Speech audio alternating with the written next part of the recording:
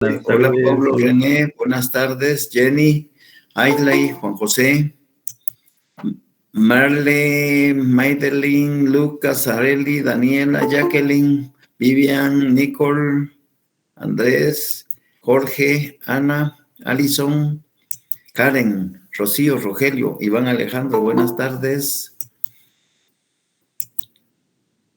Génesis, Pablo, Roberto, gusto de saludarles. Adamaris, Rebeca, buenas tardes. Erika, Tío, buenas tardes. Shirley, buenas tardes. Susan, Karina, buenas tardes. Adriana, Elizabeth, buenas tardes.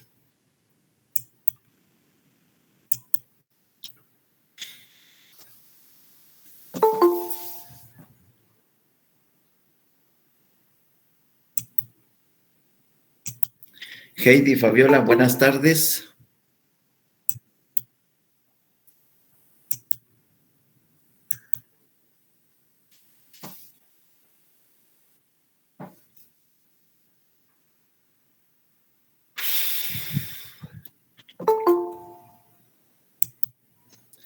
Jennifer, Guadalupe, buenas tardes.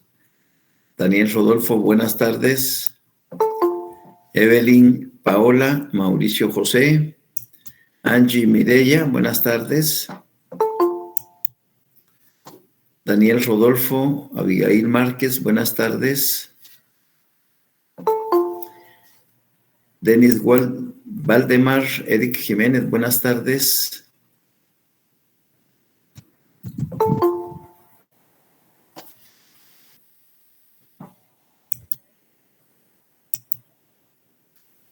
Muy bien, ya tenemos el 50%. Qué excelente. Buenas tardes para todas y para todos, bienvenidos. Vamos a trabajar el día de hoy la continuación de los controles interórganos. Hola, Carlos Pérez, buenas tardes.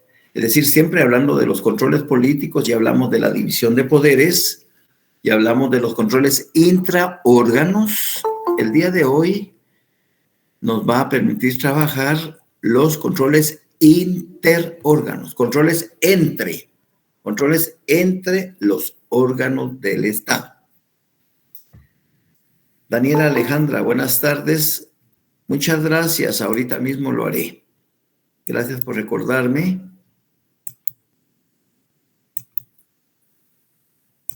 Ahí estamos. Excelente, gracias Daniela por recordarme. Ya estamos trabajando para que se grabe la clase. Entonces les decía que les doy la más cordial bienvenida.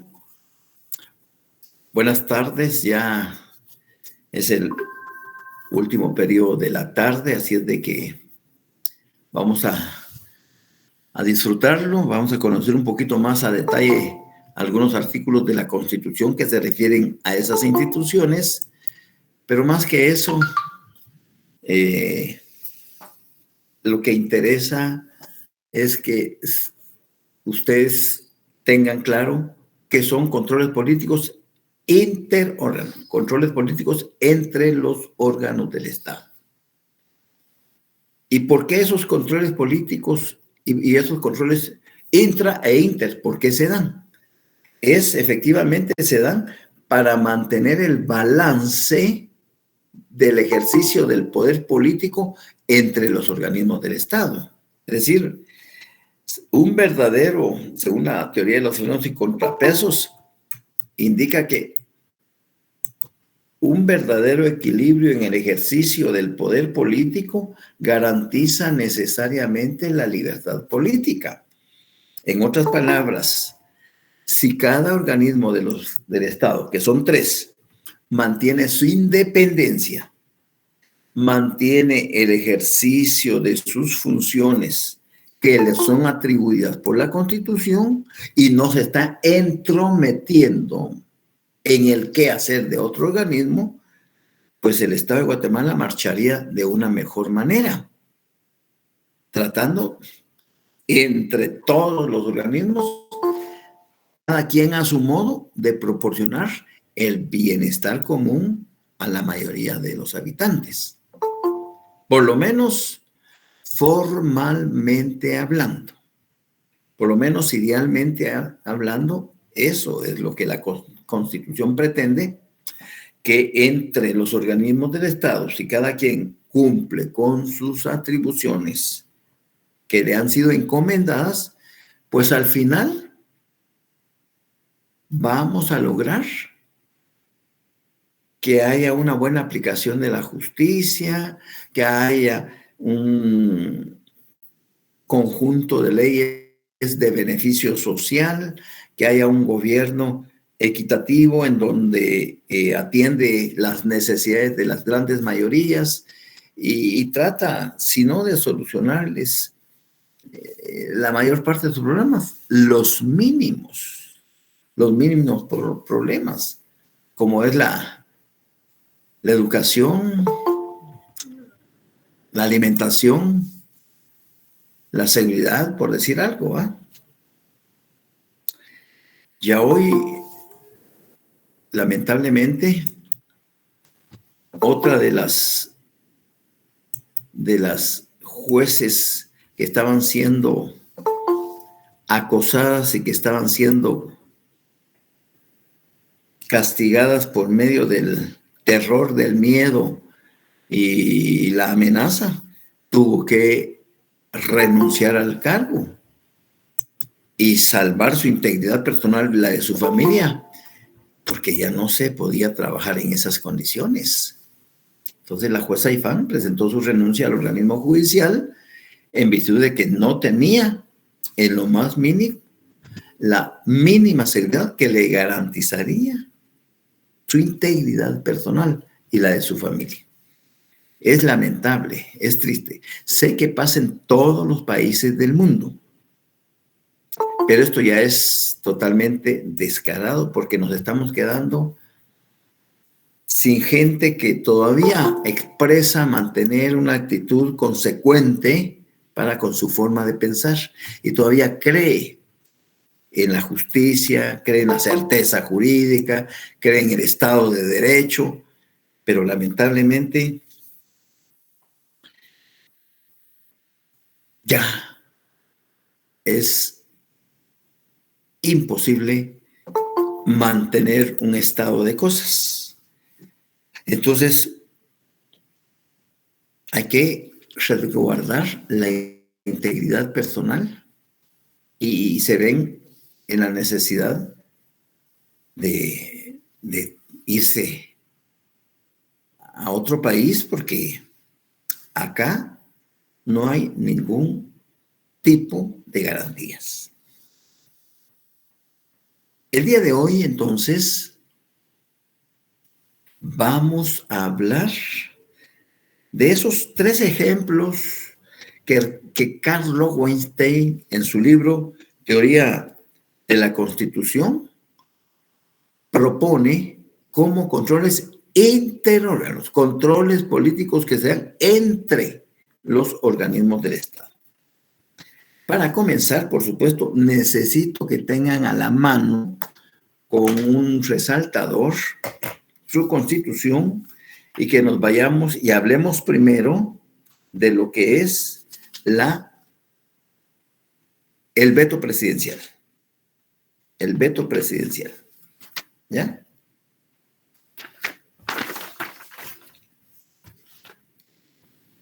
Para eso nos vamos al artículo 178, aunque antes de entrar en materia, apoyémonos en el 177, porque en el 176 que leímos el viernes, que analizamos el viernes, se habló de la votación calificada. Presentado un proyecto de ley, se pondrá a discusión en 3 sesiones diferentes y no se podrá votar hasta que esté suficientemente discutida en la tercera lectura.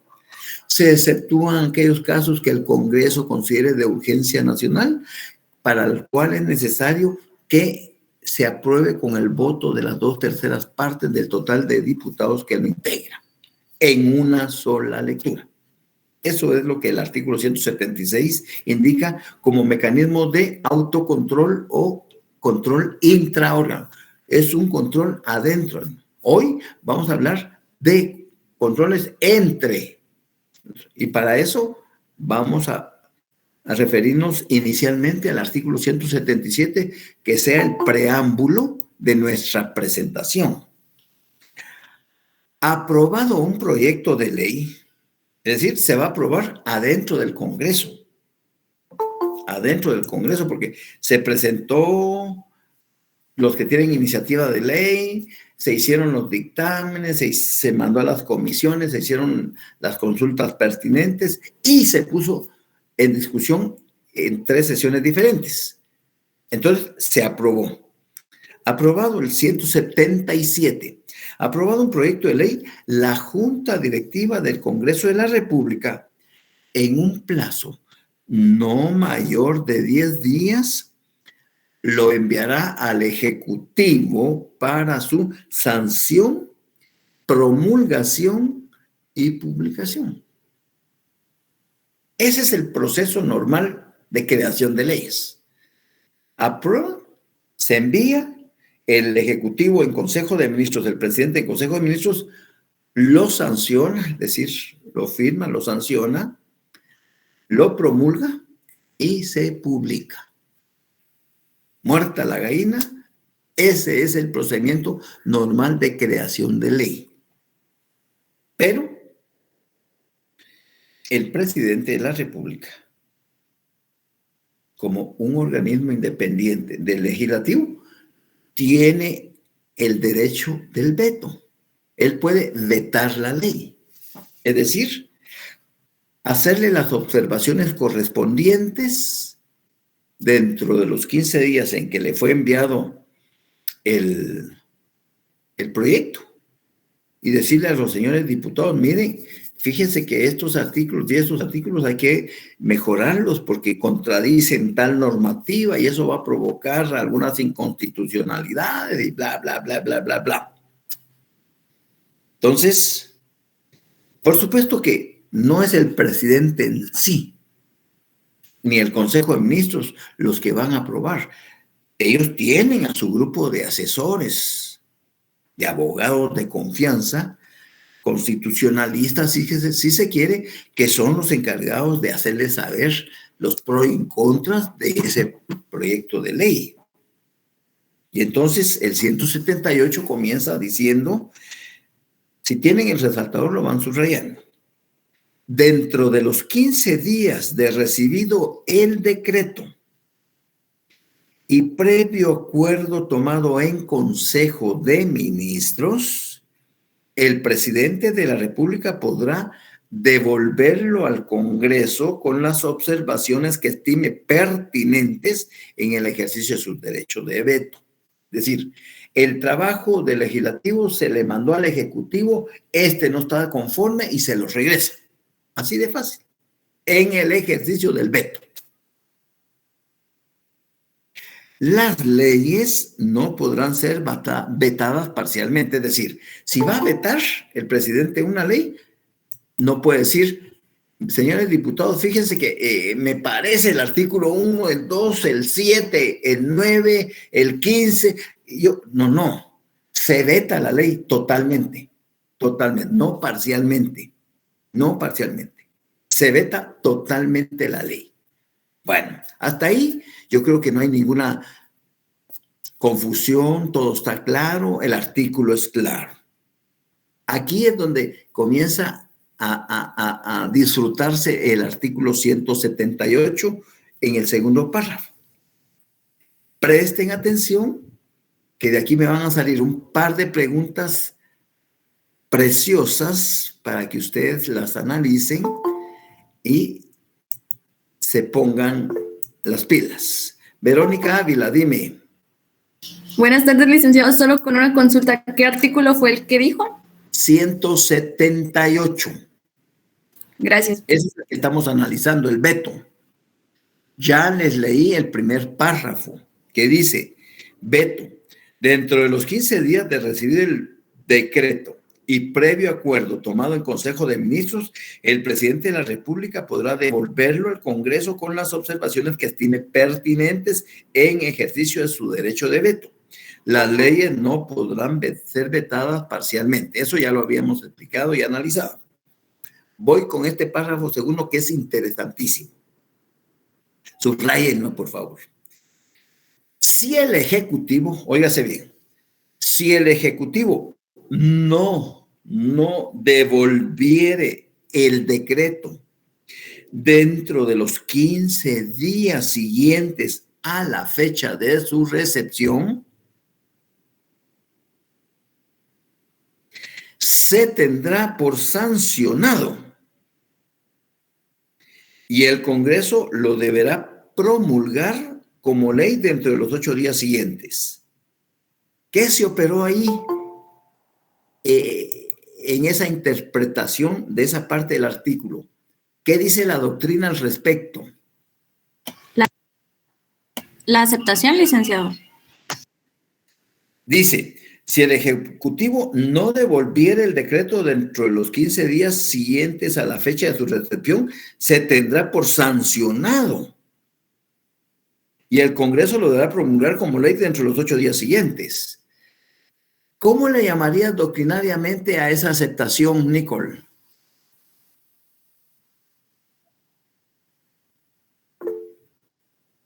No, Manuel. A ver, Carlos. Silencio administrativo, licenciado. Silencio administrativo.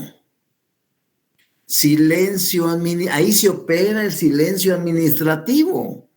Vean cómo la doctrina acá debe de estar sabida por ustedes porque automáticamente se opera el silencio administrativo. Vuelvo a repetir. Si el Ejecutivo recibe el decreto aprobado por el Congreso, pasan los 15 días y no lo devuelve, no lo veta, debemos de entender que está sancionado. Aunque el presidente no lo haya sancionado y no lo haya promulgado y no lo haya publicado, debemos de entender que se debe tener por sancionado. Y entonces el Congreso se arroga las atribuciones del Ejecutivo y ordena su publicación en los 8 días siguientes y se convierte en ley. Dice entonces el compañero, creo que fue Carlos Pérez, y dice, debo de entender que se opera el silencio administrativo. ¿De qué clase se opera el silencio administrativo, Carlos Pérez?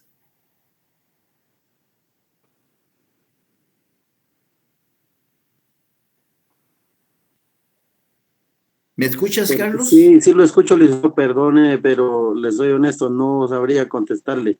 Muy bien, muchas gracias por tu honestidad. ¿Qué clase de silencio administrativo se está operando?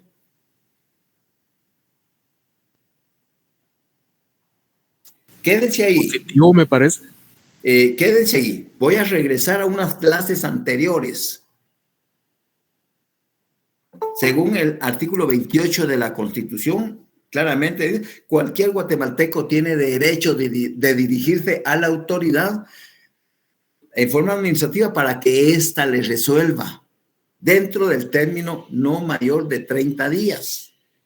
Es decir, presento una solicitud a Empagua, a la SAT, presento a algún ministerio, a la Dirección General de Transportes, a Covial, a cualquier institución. Muy bien, Sofía Eunice, ya diste la respuesta. Se opera el silencio administrativo de carácter positivo. Pero estaba ejemplificando para ver si... Entonces, cuando yo presento mi solicitud, pasan 30 días y no tengo ninguna respuesta, según la doctrina se opera el silencio administrativo negativo. ¿Por qué? Porque debo de entender que mi petición fue denegada. Pero aquí es a la inversa. Aquí al presidente se le remite el proyecto de ley para que lo sancione. No lo sanciona, no lo promulga, no lo publica, ni lo veta. Dentro de esos que ni lo regresa al Congreso. automáticamente la Constitución dice, debemos de entender que está sancionado. Vengo yo, Congreso, publíquese. Para eso hay ya 8 días siguientes y se publica y es ley. Como se tiene por sancionado, aunque el presidente no lo sancionó, se opera el silencio administrativo positivo. ¿Les quedó claro? Sí, licenciado, gracias.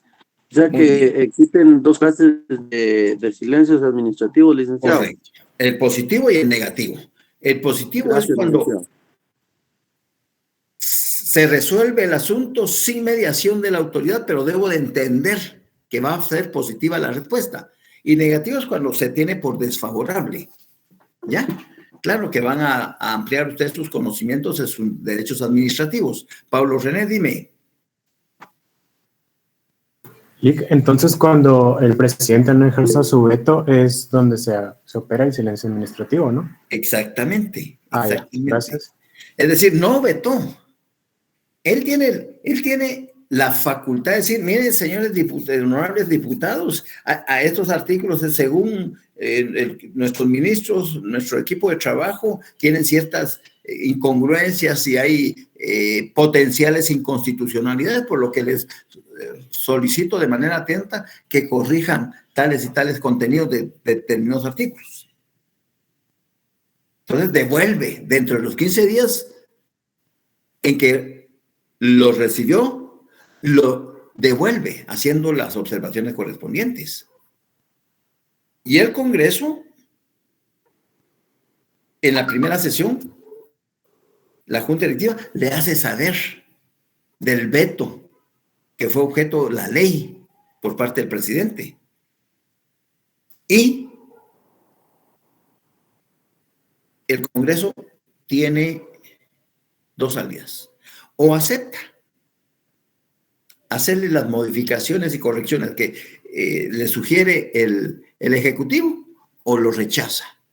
Y el rechazo tiene que hacerse por la mayoría calificada de las 2/3 partes del total de diputados. Lo rechaza. Si rechaza el veto, el Congreso de la República, que hizo el Ejecutivo, el presidente del Consejo de Ministros, yo siempre les he dicho, el Congreso de la República tiene más poder político que el Ejecutivo, y ahorita con estos ejemplos lo vamos a ver. Al rechazarlo, viene y no acepta el veto. No acepta el veto el Congreso con las 2/3 partes y le ordena al presidente, mire, usted sanciónelo y publíquelo. Promúlguelo y lo publica. Viene el presidente. Como le está mandando el legislativo, lo va a sancionar, pero no le da la gana publicarlo. Viene el Congreso y ordena su publicación dentro de los 3 días siguientes. O sea, vean pues cómo esa teoría de los frenos y contrapesos se inclina más hacia el legislativo, pero nuestros diputados no se dan cuenta del poder que tienen sobre el Ejecutivo según la Constitución. Mauricio José, dime por favor. Sí, licenciado, y ya del silencio administrativo, mi pregunta es si se tiene un uso exclusivo. Me refiero a de que, por ejemplo, el silencio administrativo negativo son para las peticiones y el positivo para alguna reforma u otra cosa.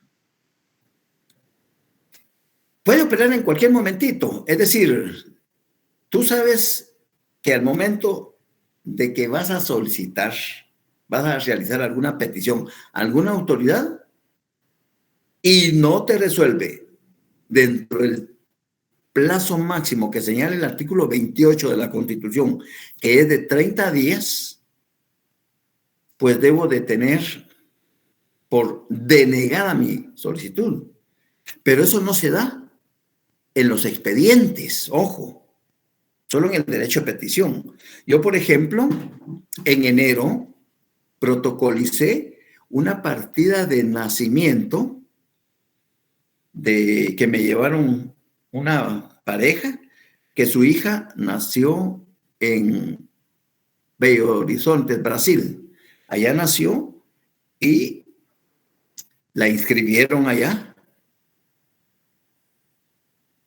Estando acá, como no hay traductor jurado del portugués al español, pues bajo juramento, 2 personas que conocen y manejan y escriben y hablan el idioma portugués, hicieron la traducción y se les legaliza la firma a ellos y ya se tiene como una traducción auténtica, porque ante el Ministerio de Educación no hay ningún registro de traductores del portugués al español o español-portugués. Entonces la salida es que se haga por medio de 2 conocedores de idioma que hablen y que escriban ese idioma y luego se les legaliza la firma. Hice la protocolación, la inserté a partir de nacimiento, extendí el testimonio y lo envié al RENAP desde enero.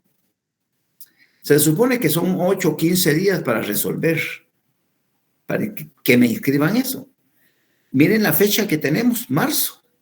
Han pasado más de 60 días, más de 80 días, y cada lunes que vamos a ver, mire, es que fíjense que estamos recargados de trabajo, pero vengas el jueves, espero, hágame el favor, mire, o sea, ahí no es una petición, es un trámite de expediente, pero como la carga de trabajo que tiene RENAP es así, full, entonces los pobres hacen lo que pueden.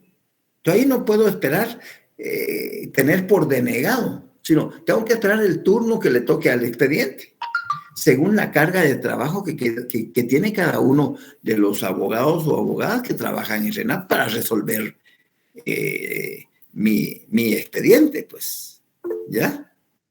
Sí, Carlos, dime.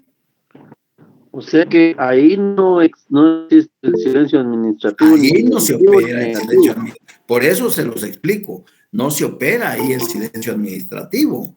Otro ejemplo, para que ustedes estén claros. Solo es en el ejercicio del derecho de petición en materia administrativa. En materia administrativa. Tú haces tu solicitud y que te resuelvan. Y si dentro de los 30 días, como es un término, son 30 días hábiles, no cuentan sábados ni domingos.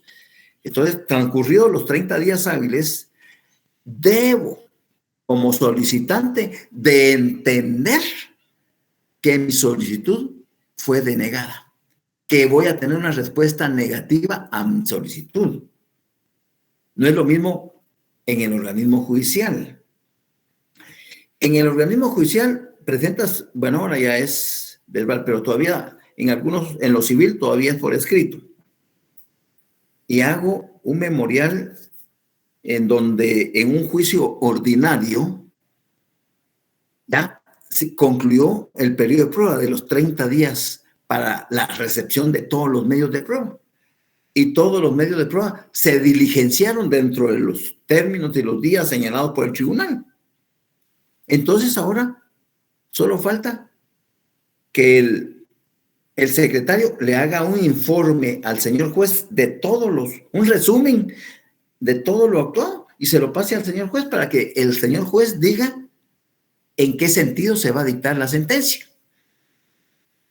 Puede que haya un auto para mejor fallar o una diligencia, pero regularmente no. Entonces, pero ya pasaron 3 meses y se va al tribunal a preguntar, mire, al oficial, mire, fíjese que ahí está en el despacho del juez el expediente.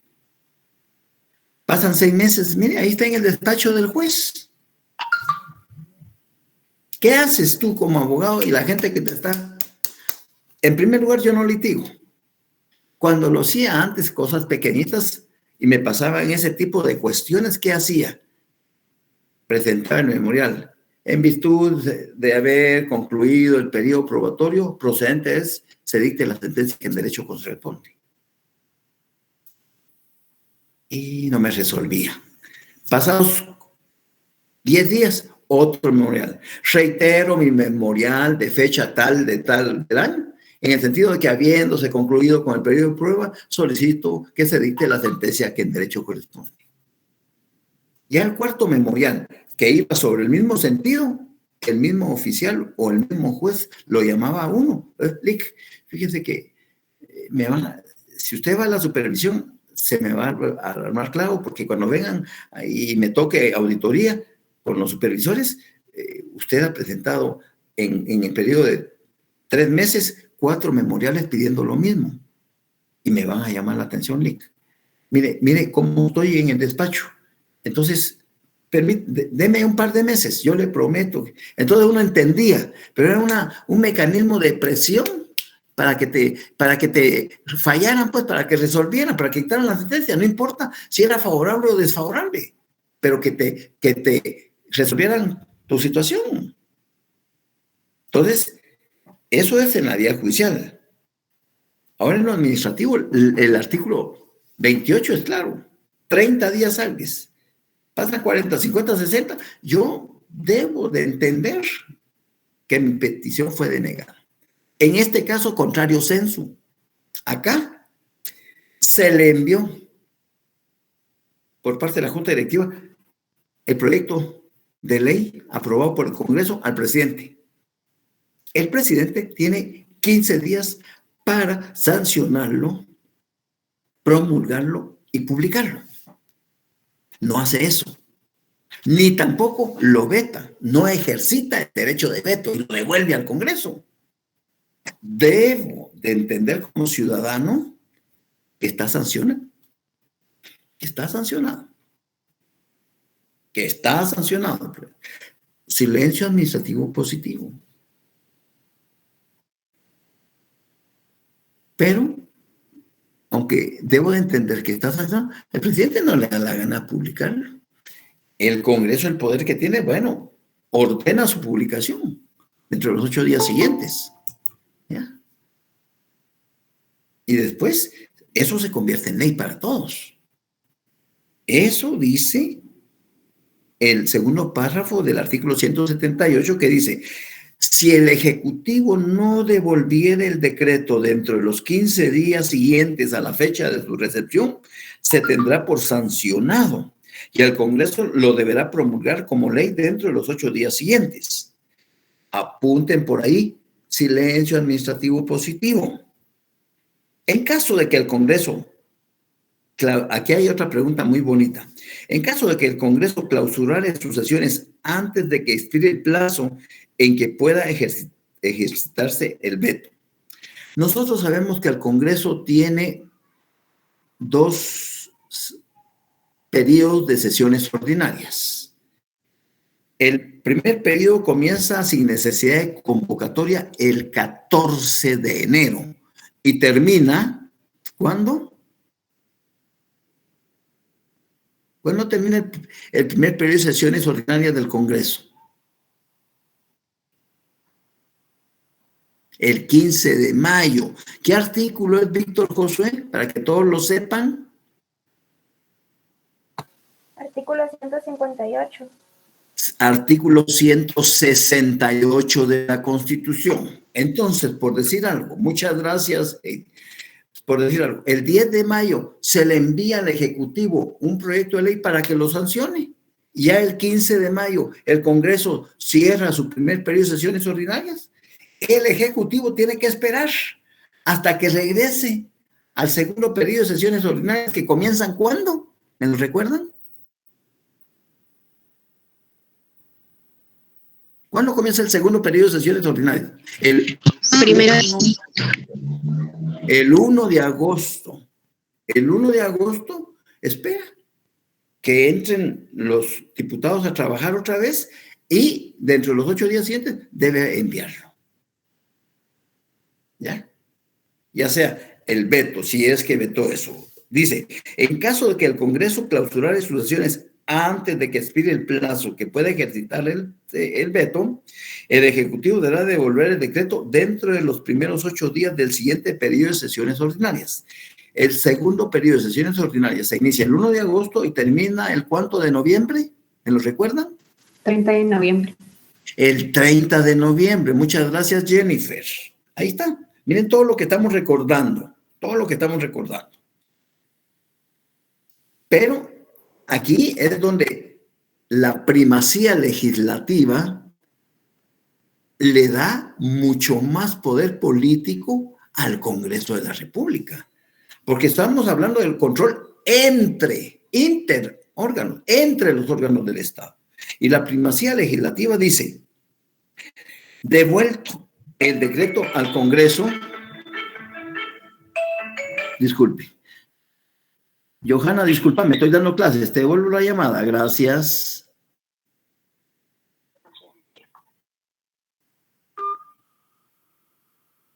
Devuelto el decreto al Congreso, la Junta Directiva lo deberá poner en conocimiento del Pleno en la siguiente sesión y el Congreso en un plazo no mayor de 30 días podrá reconsiderarlo o rechazarlo. La posición del Congreso, bueno, ¿reconsideramos esas observaciones que hace el presidente Michel o lo rechazamos?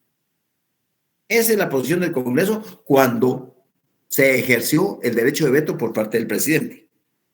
Y oigan esto, si no fueren aceptadas las razones del veto y el Congreso rechazara el veto por las 2/3 partes del total de sus miembros, el Ejecutivo deberá obligadamente sancionar y promulgar el decreto dentro de los 8 días siguientes de recibido. O sea, vean qué poder tiene el legislativo. Señores, el presidente devolvió el decreto vetándolo. ¿Qué dice el Pleno? Y todo para... Alguien dice, bueno, pues lo que tenemos que hacer aquí es rechacemos el veto.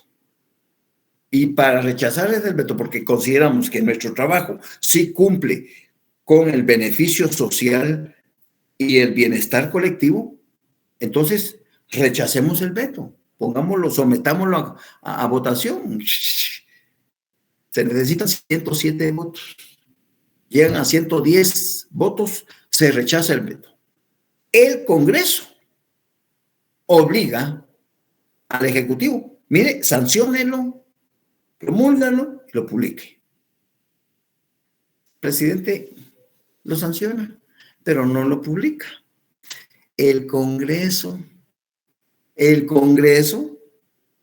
puede publicarlo a los 3 días siguientes después y ya se convierte en ley. Eso es lo que siempre les he dicho a ustedes, que los diputados no se dan cuenta del poder que tienen sobre el Ejecutivo. Porque el artículo es claro en relación a la primacía legislativa. Por eso se llama primacía legislativa, porque está en primer lugar que el Ejecutivo.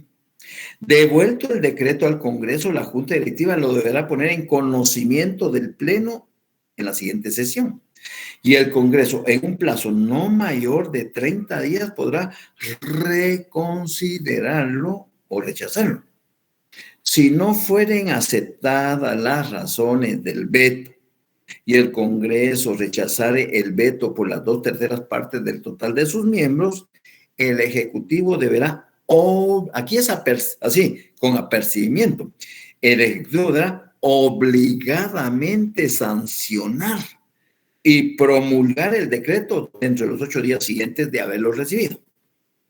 Si el Ejecutivo no lo hiciere, la Junta Directiva del Congreso ordenará su publicación en un plazo que no excederá de 3 días para que surta efectos como ley de la República.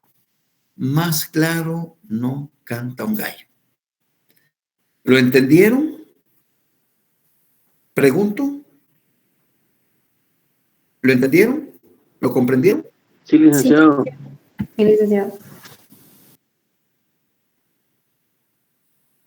Es que eso es doctrinariamente el silencio administrativo. Si tú te vas aquí, a tu teléfono, y pones silencio administrativo,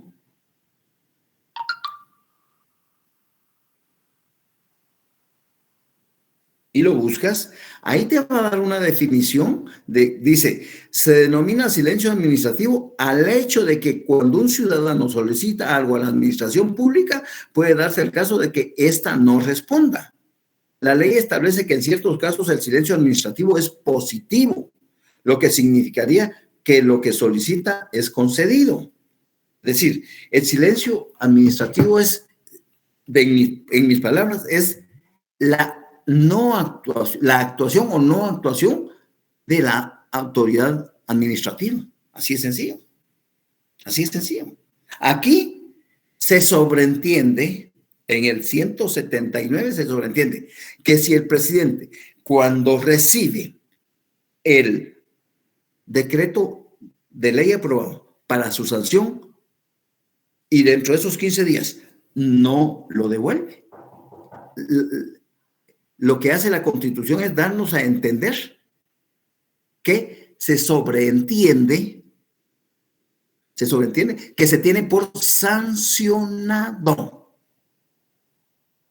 Y aunque se tenga por sancionado, y el presidente no lo va a publicar porque no le da la gana publicarlo, el Congreso, a través de su junta directiva, ordena la publicación dentro de los 8 días siguientes. Un silencio administrativo positivo. ¿Ya? Porque el resultado es favorable hacia la población. Muy bien, Pablo René, para servirte. Entonces, volviendo al 179, a la primacía legislativa, devuelto el decreto al Congreso de la Junta Directiva, lo deberá poner en conocimiento del Pleno en la siguiente sesión. Y el Congreso, en un plazo no mayor de 30 días, podrá reconsiderarlo o rechazarlo. Si no fueren aceptadas las razones del veto y el Congreso rechazar el veto por las 2/3 partes del total de sus miembros, el Ejecutivo deberá obligadamente sancionar y promulgar el decreto dentro de los 8 días siguientes. Si el Ejecutivo, aunque tenga la obligación de hacerlo, no lo hace, la Junta Directiva del Congreso ordenará su publicación en un plazo que no excederá de 30 días para que surta efectos como ley de la República. 180, vigencia. La ley empieza a regir en todo el territorio nacional 8 días después de su publicación íntegra en el Diario Oficial, a menos que la misma ley amplíe o restrinja dicho plazo o su ámbito territorial de aplicación. Y el 181, disposiciones del Congreso. No necesitan de sanción del Ejecutivo las disposiciones del Congreso relativas a su régimen interior y las contenidas en los artículos 165 y 170. Bueno, aquí todo lo que el Congreso haga no tiene que conocer el Ejecutivo. Tomen en cuenta, por favor, subrayen en su Constitución el artículo 183, que dice: son funciones del presidente de la República, literal H, ejercer el derecho de veto con respecto a las leyes emitidas por el Congreso, salvo los casos en que no sea necesaria la sanción del Ejecutivo de conformidad con la Constitución. ¿Cuáles podrían ser esos casos? El del 181 que les acabo de leer y también el 176, último párrafo, que dice: se exceptúan aquellos casos que el Congreso declare de urgencia nacional con el voto favorable de las 2/3 partes del número total de diputados que lo integran. Así de sencillo. Así de sencillo. ¿Ya? Entonces, eso es en relación a lo que es el veto presidencial como un control político interórgano. Licenciado, en el artículo 183, ¿qué literal dijo que subrayáramos? Les dije que por favor asocien el 183 con el 178. Porque el 183, literal H, dice, son funciones del presidente de la República. H, ejercer el derecho de veto con respecto a las leyes emitidas por el Congreso, salvo los casos en que no sea necesaria la sanción del Ejecutivo de conformidad con la Constitución. Solo amárrenlo, solo ténganlo presente, ¿verdad? Ok, gracias. Vaya. Vamos con otro ejemplo de control interórgano. La interpelación ministerial. La interpelación ministerial. Vayámonos al artículo 166 y 167 de su Constitución. Vayámonos al 166 y al 167 de su Constitución.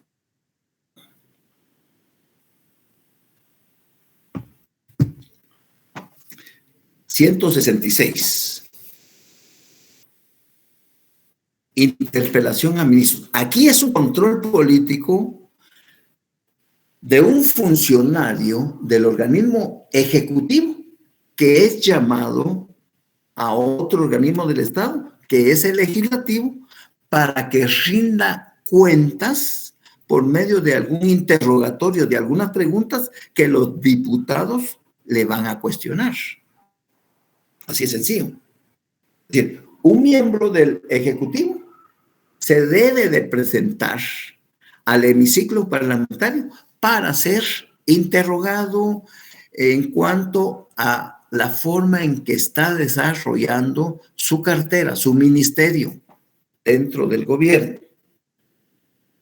166 dice, los ministros de Estado tienen la obligación de presentarse al Congreso a fin de contestar las interpelaciones que se les formulen por uno o más diputados. Se exceptúan aquellos que se refieran a asuntos diplomáticos u operaciones militares pendientes. Regularmente es raro, rarísimo, que sea llamado al hemiciclo parlamentario el ministro de Relaciones Exteriores o el ministro de la Defensa Nacional. Muy raro. Que yo tenga memoria, alguna vez tal vez se intentó, pero se bloquearon y no se llevó a cabo la interpelación de esos dos ministerios. Esto es muy importante. Las preguntas básicas deben comunicarse al ministro o ministros interpelados con 48 horas de anticipación. No es por teléfono, no es, señor ministro, necesitamos que se venga. No. A él se le cita y con antelación a la interpelación, 48 horas, debe trasladárseles las preguntas que van sobre el que va a versar el interrogatorio. Pueden ser 10, pueden ser 20, 30, 40, 50. No importa las preguntas. ¿Por qué? Porque dentro de la interpelación en vivo irán surgiendo otras dudas que cualquier diputado del Pleno puede hacérselas al ministro interpelado.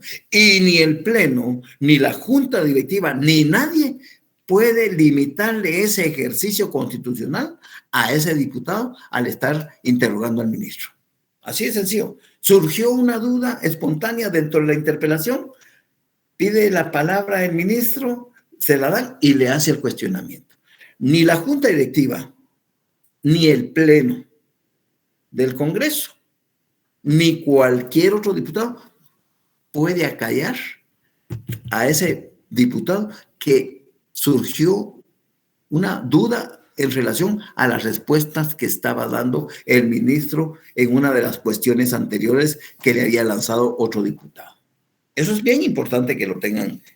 Entonces dice, las preguntas básicas que son las que llevan, deben comunicarse al ministro o ministros empleados con 48 horas de anticipación.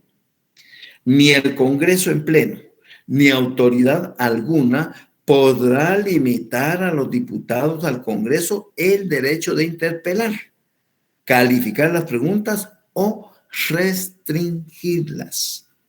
Cualquier diputado puede hacer las preguntas adicionales que estime pertinentes relacionadas con el asunto o asuntos que motiven la interpelación.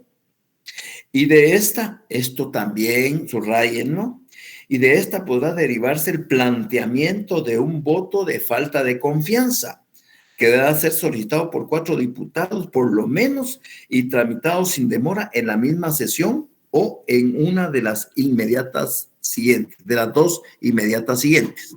Les explico brevemente. Si los diputados no están conformes con las respuestas que el ministro está dando al interrogatorio que le están haciendo los interpelantes, al final de la interpelación, 4 o más diputados pueden solicitarle a la Junta Directiva, que se plantee un voto de falta de confianza al ministro. Y para ello se requiere la mayoría absoluta de diputados. Si son 160 diputados, la mayoría absoluta es mitad más 1. 81 diputados que piden un voto de falta de confianza y le decretan un voto de falta de confianza. Al decretarle el voto de falta de confianza, se supone que el ministro debe ir a presentar su renuncia al presidente. ¿Cómo te fue vos?, le dice el presidente. Fíjate que mal, porque decretaron un voto de confianza, de falta de confianza, pero yo defendí lo que platicamos aquí en el Consejo de Ministros y la posición de usted en cuanto a que dijera esto y esto. No tengas pena, mano. Yo te apoyo, yo te respaldo, soy el presidente. Así que, por favor, regresad dentro de los 8 días y ampliás esa interpelación y ampliad las respuestas. Llevad todos los documentos, etcétera, para convencerlos de que te quiten ese voto de falta de confianza. 8 días después regresa el ministro a ampliar las dudas de todo, pero los diputados persisten en el voto de falta de confianza porque no están convencidos de lo que está diciendo, de lo que está respondiendo. Aquí ya no se necesita mayoría absoluta, aquí mayoría calificada. Las 2/3 partes del total deben de aprobar con 107 votos la propuesta inicial de decretarle un voto de falta de confianza. Si se da el caso, simple y llanamente, el ministro lo que tiene que hacer es presentar su renuncia al presidente. Y si el presidente no tenga espera, yo te apoyo y vos seguís siendo mi ministro, porque yo soy el presidente. El presidente está desobedeciendo al Congreso de la República y pueden presentar la denuncia por desobediencia al Ministerio Público para que se inicie el procedimiento de averiguación. Así de sencillo. Ya de lo administrativo se pasa a lo penal. Teoría de frenos y contrapesos. Un verdadero equilibrio en el ejercicio del poder político garantiza necesariamente la libertad política. Veamos qué nos explica el artículo 167. Efectos de la interpelación. Esto es bien importante, este primer párrafo, que lo tengan claro. Cuando se planteare la interpelación de un ministro, uno no podrá ausentarse del país. Que miren, señores diputados, yo tengo una reunión con el BID allá en Suiza. No, señor. Usted mande a su representante, pero usted no puede dejar de asistir a su interpelación, porque la Constitución así lo indica. Usted no debe de ausentarse del país hasta que termine su interpelación. Y la otra, el otro efecto de la interpelación es ni excusarse de responder en forma alguna. El ministro no puede decirse, señores diputados, me reservo el derecho de responder. Señor ministro, usted no puede reservarse este derecho, usted debe responder. Tal y como se le está planteando una pregunta directa, queremos escuchar de sus labios una respuesta directa. Pero usted no puede excusarse de responder en forma alguna. ¿Me entendió? Y ahí está el diputado y tendrá. Esos son efectos de la interpretación. No sentarse del país, ni negarse o excusarse a responder pregunta alguna. No, señor, usted no se puede reservar nada. Usted tiene que responder. Sigamos. Si se emitiere voto de falta de confianza a un ministro aprobado por no menos de la mayoría absoluta del total de diputados, 160, mitad más uno, 81 votos, el ministro presentará inmediatamente su dimisión, su renuncia. El presidente de la República podrá aceptarla. Pero si considera en Consejo de Ministros que el acto o actos censurables al ministro se ajustan a la conveniencia nacional y a la política del gobierno, el interpelado podrá recurrir ante el Congreso dentro de los 8 días a partir de la fecha del voto de falta de confianza, y si no lo hiciere, se le tendrá por separado de su cargo e inhábil para ejercer el cargo de ministro de Estado por un periodo no menor de 6 meses. Si el ministro afectado hubiese recurrido ante el Congreso, después de oídas las explicaciones, presentados y discutido el asunto y ampliada la interpelación, se votará sobre la ratificación de la falta de confianza, cuya aprobación requerirá el voto afirmativo de las 2/3 partes que integran el total de diputados al Congreso. Si se ratificara el voto de falta de confianza, se tendrá al ministro por separado de su cargo de inmediato. De igual forma, se procederá cuando el voto de falta de confianza se emitiere contra varios ministros y el número no puede exceder de 4 en cada caso. Por último, el artículo 168. Subrayen. Asistencia de ministros al Congreso. Aquí ya no es interpelación, aquí es invitación. Cuando para el efecto sean invitados, los ministros de Estado están obligados a asistir a las sesiones del Congreso, de las comisiones y de los bloques legislativos. No obstante, en todo caso podrán asistir y participar con voz en toda discusión atinente a materias de su competencia. Podrán hacerse representar por los viceministros. Acá sí, si invitaron a un ministro a que vaya a explicar, él puede delegar en un subviceministro su representación. Aquí sí, porque no es interpelación. Interpelación es así, una cadena, ¿eh? No, señor, es un control político, pero una invitación no.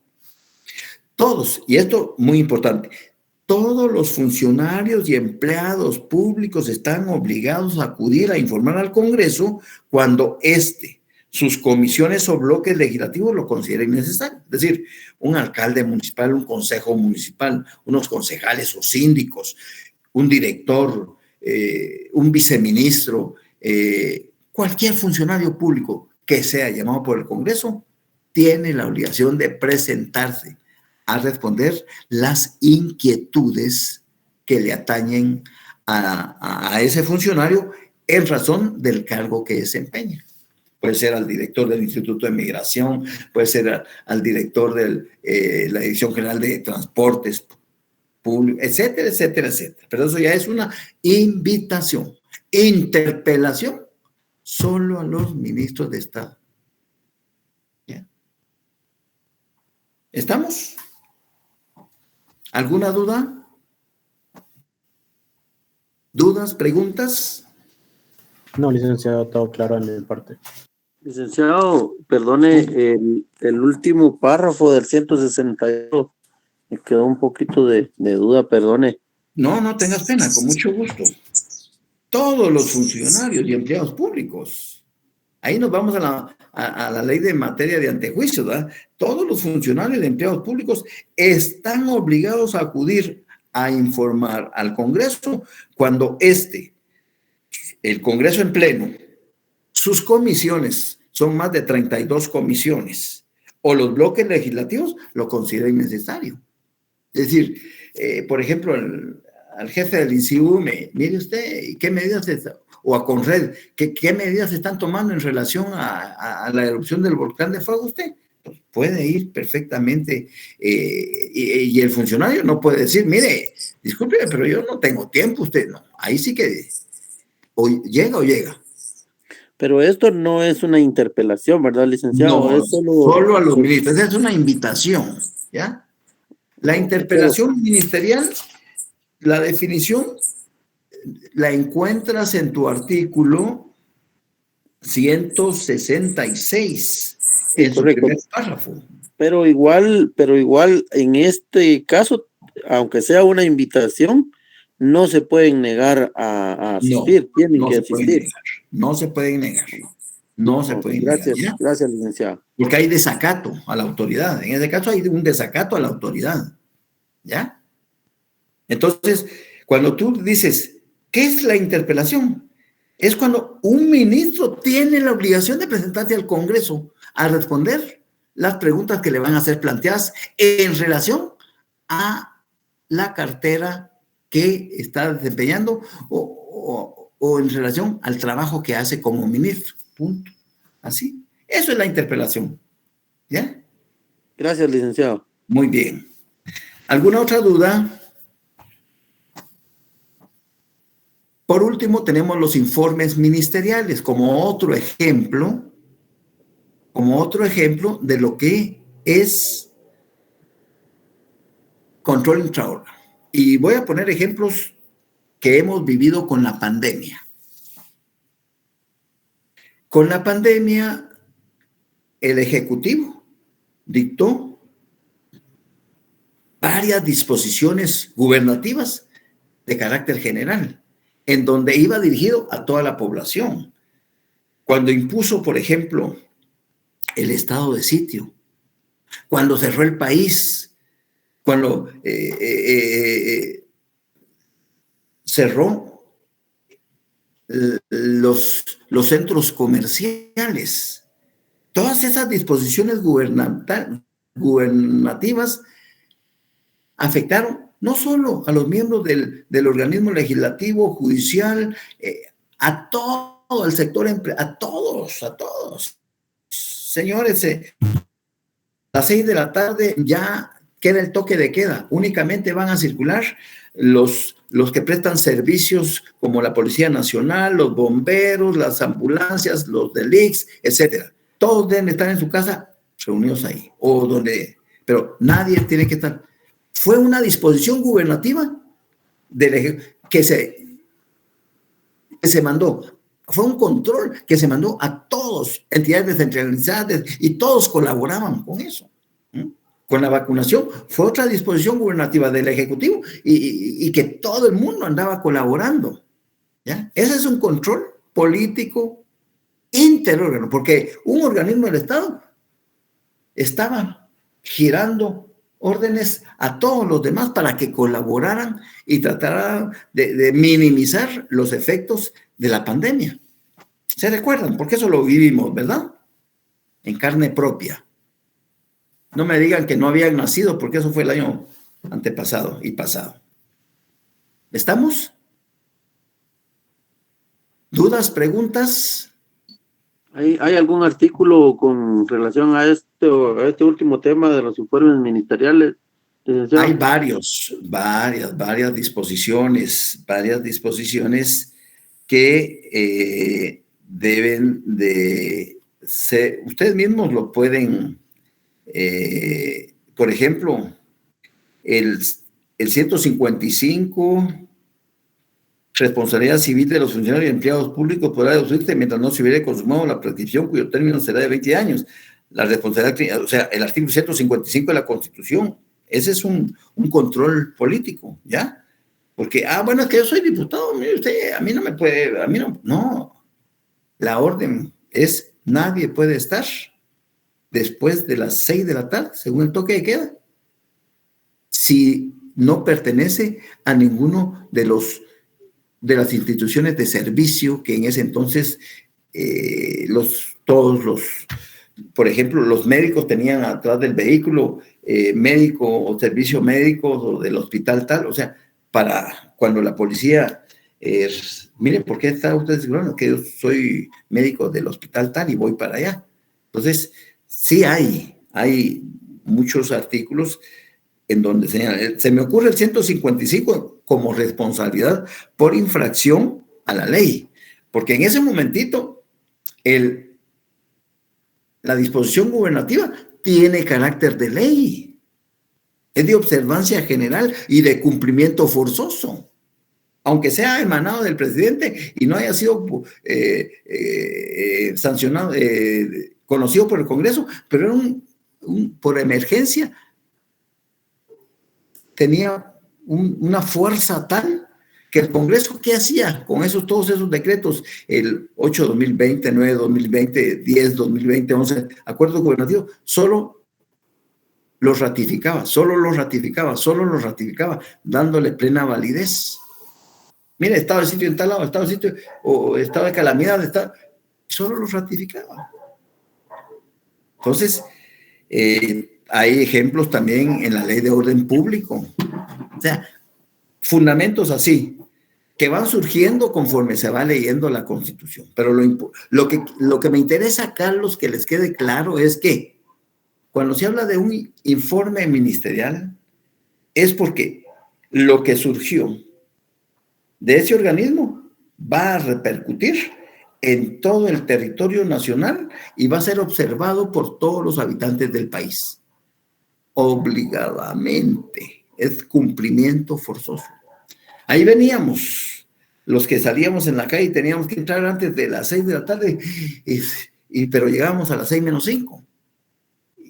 Bueno, una experiencia aterradora, nos impusieron mucho miedo y todo, pero fue una experiencia que ahora ya se superó afortunadamente. ¿Estamos? Muy bien. Gracias, licenciado. Gracias.